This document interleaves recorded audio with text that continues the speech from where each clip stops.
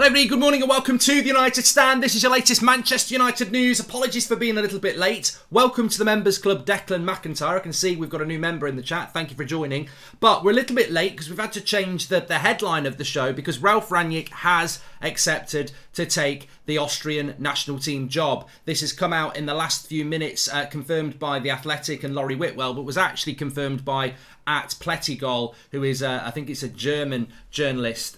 He confirmed it about an hour and a half ago that official Ralf Rangnick will take the Austrian manager's job, and it will be announced today at a press conference at 11:30. Ralf Rangnick is still in Manchester. He's still doing his Manchester United duties, but he will take on the Austrian national job. Welcome to the members club, Nathaniel. So this is breaking news. It's official news. Ralf Rangnick takes Austrian job, and he will start that job, I would presume, immediately with the summer friendlies or Nations League Cups games that take place in June. He'll still stay as Manchester United interim coach till the end of the season. And we believe, and look, this is a quote from Ralf Rangnick last night, I can confirm I will definitely continue with United and the consultancy role. And every outlet is saying that he will combine the roles as well. So first of all, I just want to delve into that and say that the consultancy role with Manchester United was only going to be a certain amount of hours per month. It was not a full-time job. An Austrian national job, again, will not be a full-time job. It's not a full-time job being a national coach. It is when you're in a World Cup or when you play, but there's a lot of downtime. There's a lot of watching games all around.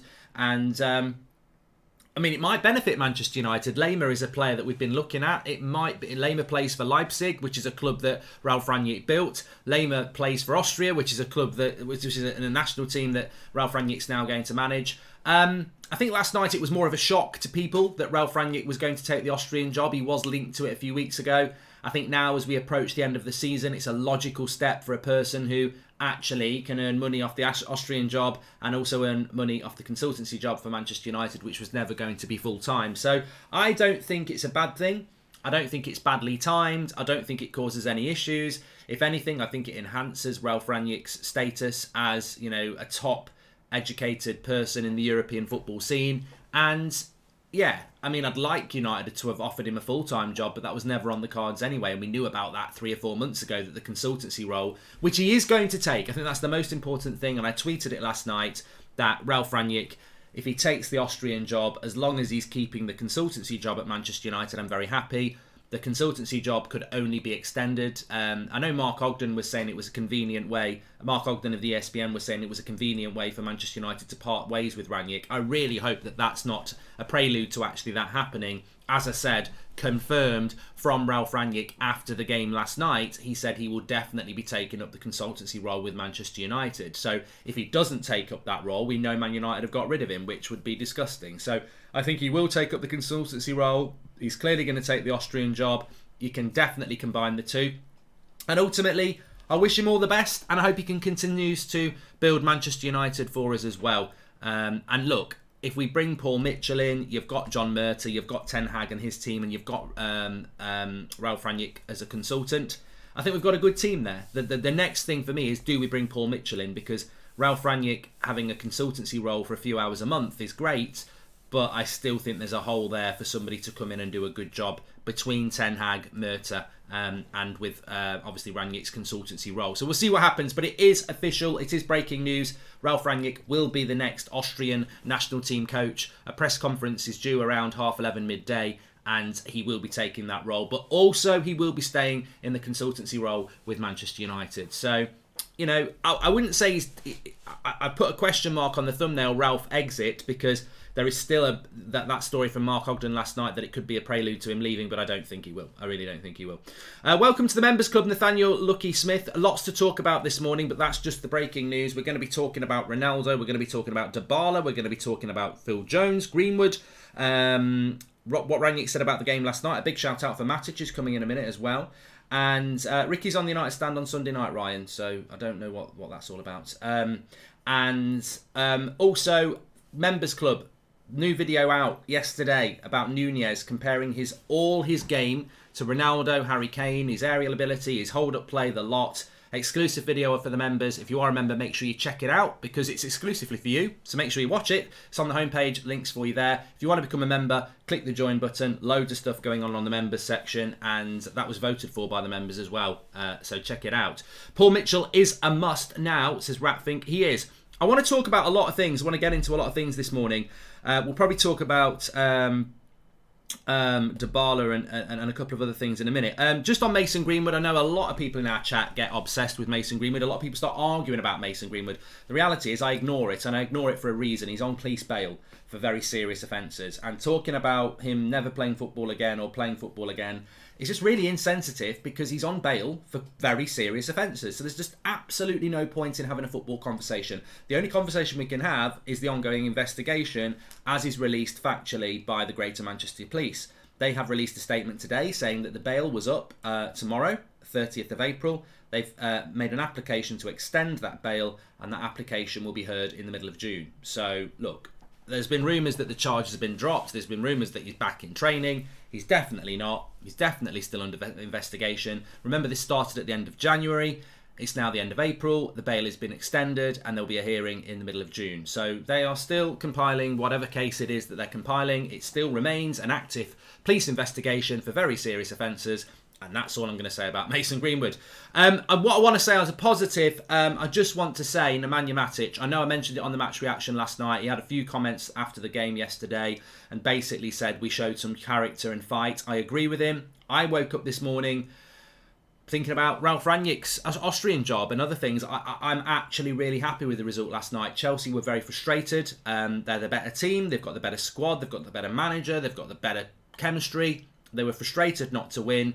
We were the underdogs. I said that before the game. We got a point, and we've given ourselves a bit of a gap on West Ham and Wolves. And I think if we can build on that against Brentford on Monday, look, we are acting like a mid-table team. I get it, and people are getting frustrated. But in the summer, change. So we've got 3 games left. I'm behind this team.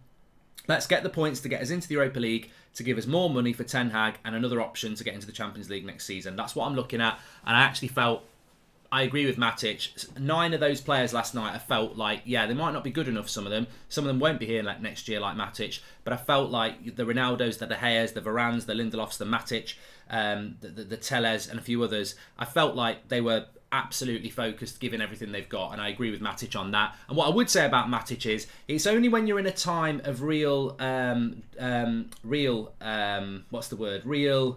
drama, I suppose, that you realise. I mean, what my point is, I've been quite hard on Matic over the years. I've always praised him when he's done well, but I have called him a bag of cement in the past.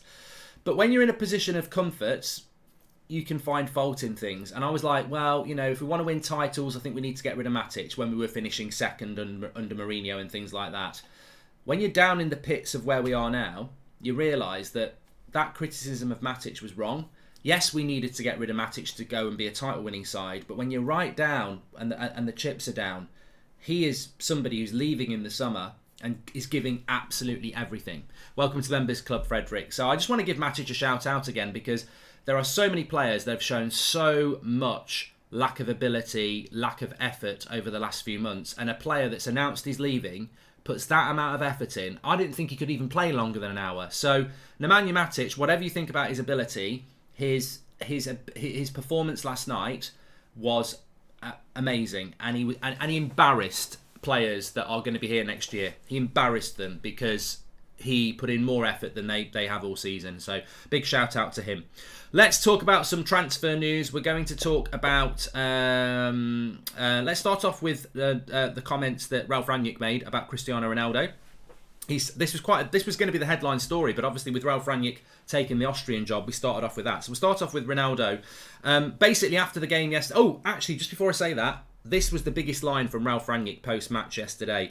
We're not physical or compact enough.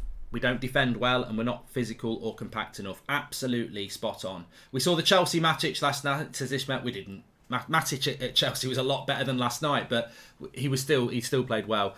I think with regards to what Rangnick said about not being focused and not being compact, not being physical and not compact enough, he's not talking about the back four. He's not talking about Matic. He's talking about the wide players. He's talking about Marcus Rashford. Like, when he said we're not physical and compact enough, he's talking about how much freedom Alonso and Reece James got. And there's so many. I can't bring myself to watch that game again last night. It was hard enough watching it. Well done to get a point, but the amount of times you got Varane pointing at Reece James, you got Matic pointing at Reece James, you got Ronaldo telling Rashford to go after Reece James. That's what he's talking about. It's the discipline of the wide players. We weren't compact enough, and therefore Chelsea always, no matter how well the midfield played or no matter how well the back four played, if you leave a spare man like Reece James, they are going to find an in. And they did find an in time and time again. He also mentioned Ronaldo. He said that Ronaldo was very professional and good last night and showed that at 37 he can still do it at this level. But he said, look, it's going to be up to Erik Ten Hag and Cristiano Ronaldo what happens next season, but he's proved he can still do it. But United probably need to be looking at one or two strikers in the summer, dependent on what Ronaldo does. That was a big line from Ralf Rangnick that probably has been missed by a lot of people, which is why I was going to run a show on it, because he basically said what we've been saying all season, that if United are not in the Champions League, there's a decision to be made for Cristiano Ronaldo in the summer. Now, I said it I remember speaking to Fabrizio on a show back in October, and I said, I'm not asking you to tell me Ronaldo will leave if we don't get Champions League football, but I think he will. And I have changed that a little bit because I'm now thinking, where's he going to go? But he's missed the Champions League. And Roy Keane said it last night. If Ronaldo was playing in that Chelsea side last night, he'd have 50 goals. And he would. If he'd gone to Man City, he'd have 50 goals. If he was playing for Liverpool, he'd have 50 goals. There's nothing wrong with Ronaldo. All these prats this season that have said he's the problem, I'd retire from watching football. Go and watch bloody table tennis or something like that that's a little bit easier for you to follow, because football's not for you. And these people who said Ronaldo was a problem, they need calling out, because they were always... I said it at the time. If you learn one thing in football, never write Cristiano Ronaldo off. He's been written off so many times over the last 15 years, and he always proves that he is a great. And we actually had pundits, we had media outlets, and we had fans saying Ronaldo's the problem. He's not the problem. He's not the problem. Wow, Bruno started playing worse since Ronaldo came in. Maybe that's Bruno's problem. Ronaldo's scoring hat tricks. He's scoring goals like last night. The problem cannot be the person that's keeping you relevant. He is not the problem. And he would still score a lot of goals at PSG, at Real Madrid, at Man City, at Chelsea. And that's the issue I think that Ralf Rangnick's talking about. This whole, agenda that sort of built up a couple of months ago that United might look to move Ronaldo on. He might not be part of Ten Hag's plans. As I said before, it's like saying to Erik Ten Hag, we know you're a single man. I don't know whether he is in real life. We know you're a single man. We've bought you this lovely house, and in the house, there's this perfect match for you that you're going to fall in love with. Don't want it. Don't want it. I'd rather go out down the local Wetherspoons and pick my own. That's basically what people are saying. Oh, Ten Hag's going to say he doesn't want to work with Ronaldo. I mean, if I'm a manager, even if it's just for one season, I want to have worked with Cristiano Ronaldo or Lionel Messi or a great. He's not going to jettison Cristiano Ronaldo. The decision is going to be Cristiano Ronaldo's, and that's what Rangnick was saying last night. It's about whether United need a couple of strikers, dependent on what Ronaldo decides to do in the summer. And I think there will be a decision by Ronaldo in the summer. There will. He always waits to the summer to make his decision. Even last night he looked frustrated, but ultimately he can hold his head up high like David De Gea can this season and say, look, it's been embarrassing, it's been hard work. I bet it's been his most exhausting season he's had in a long time, actually. If he thought Juventus was disappointing, at least they were fighting for titles and winning titles. Like, this will have been exhausting for him. It would have been a massive eye-opener.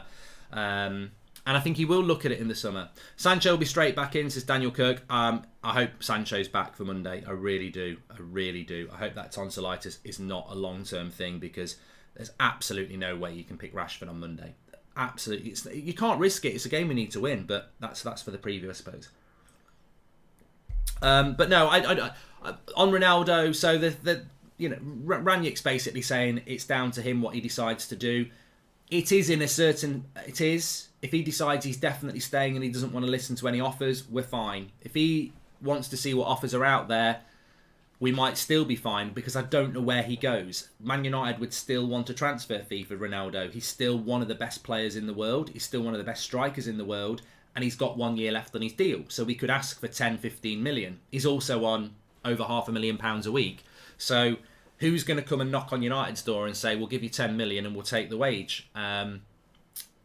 Somebody might, because it's still quite cheap. He would score a lot of goals at PSG next year. He would. He would score a lot of goals at Newcastle next year, but he's not going to go there. I can't see who's going to buy Cristiano Ronaldo. MLS, China, waste of time because he can still score goals at the top level. I think the only risk with Ronaldo is if PSG come in, because PSG can offer him Champions League football. They can offer him an easier life, and he'll score a load of goals. So he might fancy that, but that's the only place I can see. So I'm pretty sure he'll stay at United, but I do accept that no Champions League football is a risk. Are we looking at Lema, says Clive Roberts? I don't think we actually are. I don't think we actually are at the moment. We were linked to him, but I don't think we actually are. Maguire to Fulham rumours. Yeah, where are they going to get the money for him? Where are they going to get him? Bayern Munich for Ronaldo. I don't think they'll have £550,000 a week. A lot of people are talking about Bayern Munich. I think he'd do very well at Bayern Munich. Very well at Bayern Munich, because he's not dissimilar to Lewandowski. And yeah, I just don't think they can afford it. But a lot of people saying Bayern Munich, perfect club for him. PSG, Bayern, perfect for him. It's about who's got the money. They've both got Champions League football. That's the thing. So look, I before we move on, I accept there is a risk. But you know what? All those prats who said Ronaldo's the problem, you know, if he's the problem, why are people like Bayern Munich and PSG looking at him? Because he's done fantastically well this season in a shit side. And he'd probably score 60 goals, I agree, Cotine, in a Bayern Munich side. So we'll see what happens with Ronaldo. A story coming out from ESPN that United are in for Dybala. 4 Premier League clubs are looking at Dybala. I've always had it on very good authority that United are not looking at Dybala. He doesn't fit with what Man United are looking to do, and that Dybala probably wouldn't fancy Manchester United anyway in the Europa League. Dybala is going to go for free. Again, he's going to want ridiculous wages, and I've been told that United are not looking at Dybala for that reason. They don't want to bring in potentially another Alexis Sanchez or someone like that where they're on massive wages, it doesn't work out, and then you're stuck with them for 3 or 4 years. So very unlikely that United would go for Dybala. I'm a big fan of Dybala. I've always liked Dybala. Juventus is my Italian team and he plays there, and I've always liked him. But I've always actually, if you've watched the show for any period of time, said not convinced about Dybala in the Premier League. I'm not sure his game suits the Premier League unless he's playing for somebody like Man City, where they just spend most of the time in the final third knocking the ball about. In that sort of team he'd be good, but in a United team where you've got to work hard and defend and everything like that, I'm not convinced by Dybala. So I don't think he'd work at United. I certainly don't think United will move for him, but he is available, and of course he's available, so his agent's going to say United are interested. Like we will be interested in Dybala because we have to be interested in Dybala, because his agent knows if you add Man United to the list, it just creates more buzz. So I think it's just complete agent talk, and we've seen it for years and years and years. There is a player up for grabs, add Man United's name to the list. We saw it with De Ligt. We were never in for De Ligt. Next one I want to talk about, so we spoke about Dybala, we spoke about Ronaldo and Austria. Let's talk about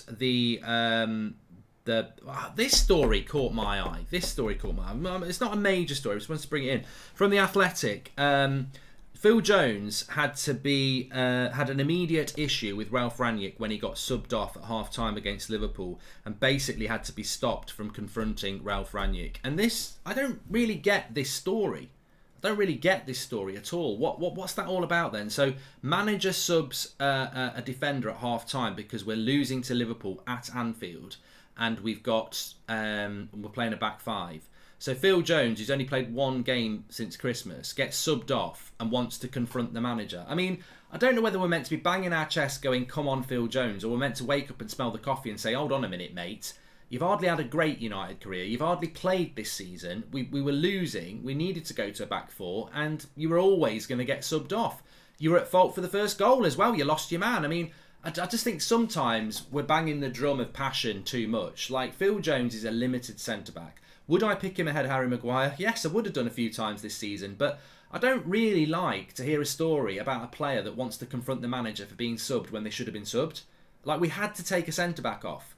He was at fault for the first goal. You could have took Maguire off, I agree, but we're talking about Phil Jones here. I'm not going to start wasting oxygen going, go on, Phil. Yeah, have a go at Rangnick. I mean, is this not another example of the players getting above their station? Like, we've had it all season. Players downing tools, players arguing.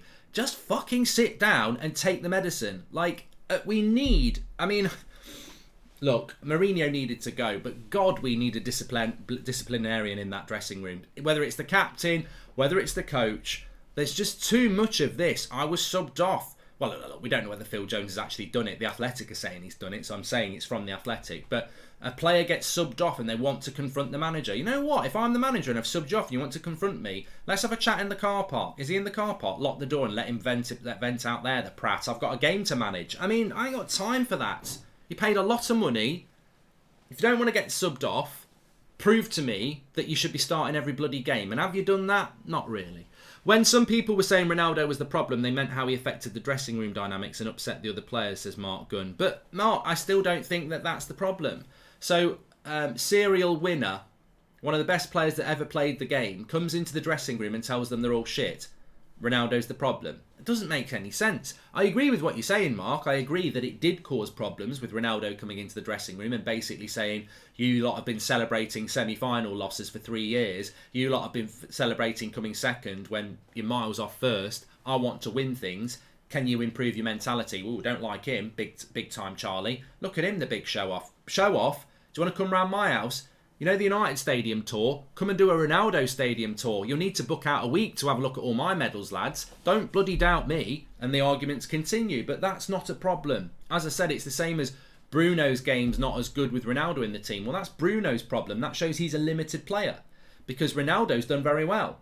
Ronaldo is world class. If you're a player that can't play well with Ronaldo, you need to look at your own game. The Rashfords of this world, the Brunos of this world, they need to look at their own game. You can't... I mean, it's ridiculous. It's absolutely ridiculous. If you go to work tomorrow and say, I'm not doing my job very well anymore because he's better than me, we'll sack him and we'll get you back. I know you've been the worst performer this month and he's got the most sales, but we'll sack him because you might be a little bit better. Just before I do sack you, you know when you were doing well before he was here, you still weren't as good as he is now. I know, but I'm not doing as well as him. When he's doing really well. I'm doing rubbish because he's doing really well. He's the problem, isn't he? Yes. You're an idiot, aren't you? I think I am. Bye. Of course you're a bloody idiot. I mean, how can Ronaldo be the problem? Oh, I've literally heard people saying, well, I think Rashford and Bruno are playing badly because of Ronaldo. Since Ronaldo's come in, they've not played very well. Well, that's their problem. It's not bloody Ronaldo's problem, is it? He's scoring hat-tricks. He's scoring good goals. I mean... But it's genuine. It's genuine. Like, I don't have a problem with this whole De Gea distribution thing. I think there is an issue there, but he's so good last night. He's saving goals. It's a low-key problem. But the Ronaldo thing has always been hilarious, bordering on stupid. I mean, Ronaldo's the problem because he's scoring goals and everyone else around him's playing shit. He gets no service for a start. It's not like... Bruno and Rashford are not scoring because they're giving Ronaldo the chances. They're not creating anything for him. Oh, I'm so rubbish because he's so good. It's like me sitting at home eating loads and loads of cake and my next door neighbour John being really fit and he's out on his bike every day. Oh, I'm so big because he's out there doing work and I just can't be bothered, so I just eat. It's not my fault I'm so big. It's his fault, mocking me with his hard work. I just can't keep up, so I eat. I mean, it's just ridiculous. Bloody ridiculous. But it's actually been written. It's been written. It's been discussed by the media. It's been discussed by fans. I've never heard such blame culture. That's what it is. It's blame culture, isn't it? And we all know people like this, that they're not... They down tools when somebody's better than them instead of working hard, and that's what basically has happened, hasn't it? So it's ridiculous. We spoke about that. I mean, just actually, I do want to say this. I feel I have to do this because I've always been asked this question when I'm on the United stands, like, who's your favourite player? And if you go back 5 years ago, my two favourite, well, maybe 4 years ago, I lose track of time, but certainly there was a point where if you said to me, who's your favourite player, I'd say Martial and Rashford.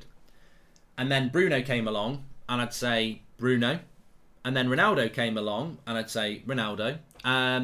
But there's been a time where Martial and Rashford were my favourite two players. Look at them now.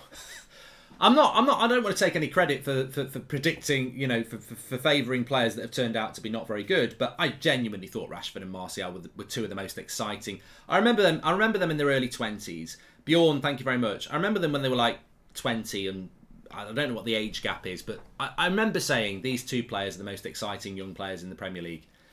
And I thought they were at that time. What they've done with their careers is a joke. I don't know whether that's a culture at Manchester United, but I think I was thinking about this morning. Like, I think for me, I have to bring Martial into the equation because Rashford and Martial a few years ago were my two favourite players, and I was willing to die on that hill and say these two players have got so much potential, and they can be two of the best attacking players in Europe, and they're going to be at this club for the next 10 years. Literally 3 or 4 years later, one of them's on loan failing at Sevilla, and the other one is putting in performances in last night. Now, one you could accept, but two I think is too much of a coincidence, and I think there's an issue there that United need to understand. They've probably contributed to it, but they need to understand how Anthony Martial and Marcus Rashford went from two of the most exciting young players in the league to the two of the biggest overrated players in the league on massive money. They're both on over £200,000 a week as well. We've invested a lot of money in them. Is that an issue? Did we give them silly contracts that made them think they've made it? Because there's an issue there. And I don't like calling out players that I like. I didn't really like doing it last week about Bruno, and I didn't like doing it about Rashford last night, but I can't be a liar. And I said before the game last night that I fancied Rashford to score. He's playing off the left-hand side. He's playing from the start. He's got no excuse. He's Manchester born and bred. He's playing at Old Trafford. He will get the support like he always does. He's playing against a good side. This is the game where you play where you want to play, and you prove everybody wrong, and you go and put in a performance. And welcome to the Members Club, Bjorn, by the way. What happens? He goes and pulls out an absolute shit class. Not a masterclass, a shit class. It was dreadful. His work ethic was terrible. On the ball, he was terrible. His passing was terrible. It was just absolutely terrible. And look, if I got fit or you got fit, as they are, I still wouldn't be anywhere near as good at football, but I'd still be able to track the fullback and put the effort in. And he just didn't do it. And my issue with these players are that next season, if you come out and play really well, it'll be great. But I'll still be going, but why couldn't you do that last season? How can you switch on your form now because we've got a new manager and it's a new start, but when the going was tough, you've got people like Matic who are leaving the club, running all over the place, putting his effort in, and you didn't? And that will always stick with me. And Rashford's fallen into that category now. Why? I thought he was disgusting when he came on against the Etihad. He got called out then for not tracking back. Came on for the last 20 minutes in a Manchester derby, didn't track back. Starts the game against Chelsea at Old Trafford, doesn't track back. It's disgusting. It needs calling out. He's done brilliant things in a United shirt. He does amazing things off the pitch. But we're talking about football here. And the one thing you cannot do is put in a performance like that in a United shirt. It was abysmal. And I would love to know why. As I said, is he carrying an injury? People probably wouldn't believe it if that was an excuse. Is he down tools? Is he just not good enough anymore? Has he mentally checked out? I don't know. I'm sure we'll get an excuse because there has to be an excuse for that abysmal performance. But he can't start on Monday. He can't start. And I'm absolutely praying that a Cavani or a Sancho are back, because say what you like about Cavani, and I think Cavani has been a disgrace since January. But at least when he's on the pitch, we know he's going to run around a lot. We know he's going to put a shift in. But yeah, I wouldn't pick Rashford for the rest of the season now. I really wouldn't. At least, just look, see what he does when he comes back in pre-season. But if he comes back guns firing in pre-season, I think it's a joke, because why didn't you do it last night? At least they've developed properly because we didn't buy Perisic, as Andre. Mark, love the show. Do you believe Erik Ten Hag has better odds of succeeding? Still finding it difficult to trust anything is going to improve here, says Mitt. I don't know. Welcome to the Members Club, Mike Bauer. I read something about Ten Hag today that Manchester United have been in contact with him about decisions around United, but there is a curfew 48 hours before Ajax games where they can't get in contact with him, which Ten Hag asked for, which I think is very, very intelligent. So it's good to hear that Erik Ten Hag is getting involved in decisions and things like that, because we need him to get involved. But yeah, he's got a very difficult job. I mean, I don't know why I'm talking like that, but he's got a very difficult job, Tommy. It's a very difficult job, Tommy, on a Peaky Blinders. But Ten Hag has got a difficult job at Manchester United, and I don't know, Tommy, how he's going to do. But no, I think that Ten Hag will have, and there will. It's like it's a game of scales, isn't it? If you look at United last night, we got a point on pure effort, and I think fans have to be careful about being hypocrites, because we say these players don't put the effort in, and I have seen against Arsenal and I have seen against United 9 players putting an effort in and working their arse off. And I really want to say that against Arsenal we did lose, and last night Chelsea were the better side. But you know, the Telezes, the Delos, the Lindelofs, the Varans, the De Geas, the Matiches, the McTominays, the Elangas, the Ronaldos, they did put the effort in last night. And Bruno puts the effort in. He's just rubbish, isn't he, at the moment? He is rubbish, but he does put the effort in. And, you know, there has been an improvement in the last couple of games. I don't know why, but there has. But the quality's not there.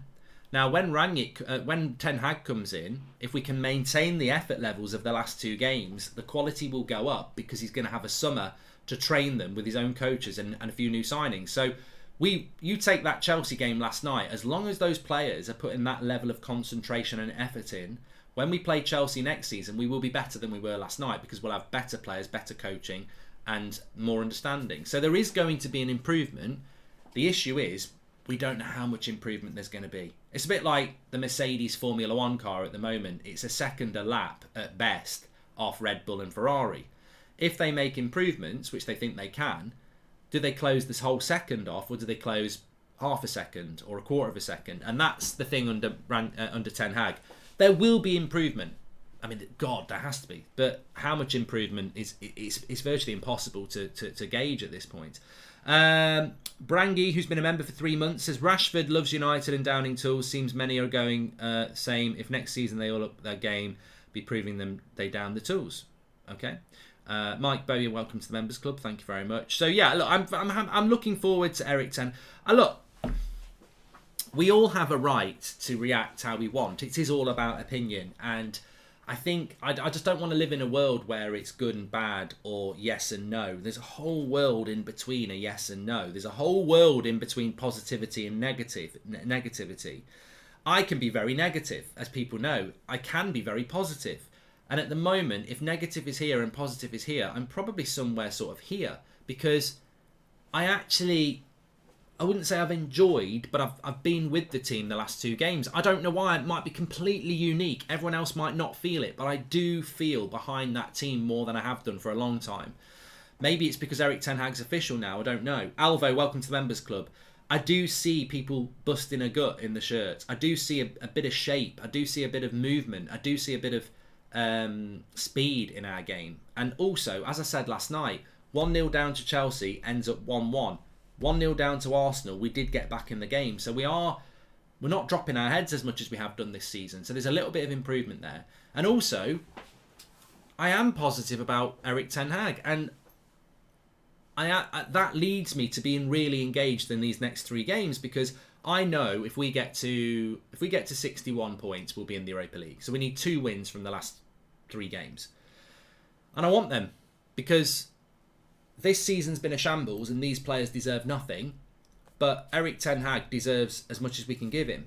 And if we're 8th or in the Conference League, he's going to get a reduced transfer budget, and he's going to have a reduced pool to bring players in, because we won't be in Europe, really. You're not in Europe if you're in the Conference League. So that Europa League position's really important. And also, I want Ronaldo. If this is to be Ronaldo's last 2 or 3 games, I want to remember it positively. Also, David De Gea's had a great season. I'd like to see him get a clean sheet. So there are reasons to be a little bit more supportive of this team, especially after the last couple of games and with Ten Hag coming in. But I appreciate that not everyone feels like that. Do you want to play in the Emmerdale Cup, says Rijkaard? No, I don't. Like, you know, again, you're damned if you do and you're damned if you don't. Like, I did a tweet the other day and I said that I said something along the lines of, that's a really good point. It might have been last night, or it might have been when West Ham and Wolves lost at the weekend. But I said something along the lines of, that's really good for our Europa League hopes. And my replies were full of, oh my God, look at the standards of this club. And I'm like, hold on a minute, it's not the start of the season. It's not the start of the season when we were talking about title contending and I'm saying that's really good for our Europa League hopes. Have you not watched this season? We're shite. We're absolutely shite. And it's arguable that we don't deserve Europa League. So putting a tweet out saying that's good for our Europa League hopes is completely justified because we're not getting the Champions League. It's almost like you can't say that's good for our Europa League hopes because we should be winning the league, which I get in the longer term and the bigger picture. But in the short term, over the next few weeks, we ain't winning the league. We're not getting the Champions League. We're not winning the FA Cup. Our biggest hope is to get into the Europa League. Do I want to be in the Europa League? No.